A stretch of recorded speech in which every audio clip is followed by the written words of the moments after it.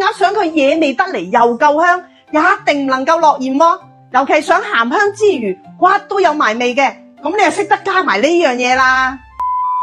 做鴨呢，我哋要揀青頭鴨喎，肉質啊嫩滑好多，仲要冇咁肥噶。熱鑊冷油，將隻鴨啊慢慢火俾啲心機，兩邊都要煎透佢啊。嗱，似咁樣煎到金金黃黃就可以噶啦。做酸梅鴨或者酸梅鵝呢，想佢鹹香得嚟又要酸甜梅甘啊，最關鍵就係嗰啲酸梅啦。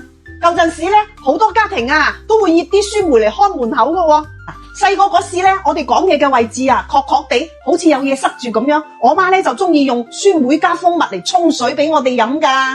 特別係大熱天時冇乜胃口呢，我媽就中意啊攞嚟碌鵝啊、碌鴨啊，或者整排骨啊、豬手啊俾我哋食噶。哇，諗翻起都流口水啊！而家呢，我就中意用潮汕呢種成粒嘅鹹酸梅嚟煮餸啦。佢呢係用青竹梅加鹽嚟醃製，冇另外加糖噶，所以酸得嚟呢係帶有少少嘅果香味，皮薄肉厚，而且仲要醃足1年以上嗰啲先係正嘢嚟噶。呢個酸梅呢唔單止可以用嚟煮餸喎，夏天啊攞佢用嚟沖水啊，啲發骨龍啊飲到舐舐脷啦，好食又好飲，記得備啲嚟開門口啦。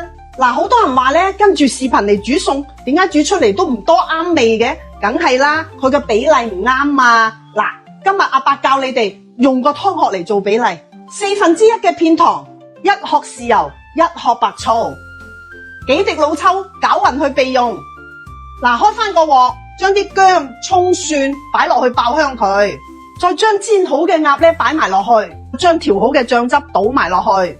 嗱，半隻鴨咧放3-4粒鹹酸梅就 OK 噶啦。嗱，炆嘢咧唔好咁快落鹽喎吓，如果早落鹽啊，炆出嚟嗰啲肉好柴，死死實實唔好味噶。放過面嘅開水落去，千祈唔好用凍水啊，唔係成鑊嘢就漚出嚟噶啦。嗱，滾咗之後咧，冚蓋，中慢火炆佢15分鐘，將隻鴨反轉佢下，再炆佢15分鐘，咁就搞掂噶啦。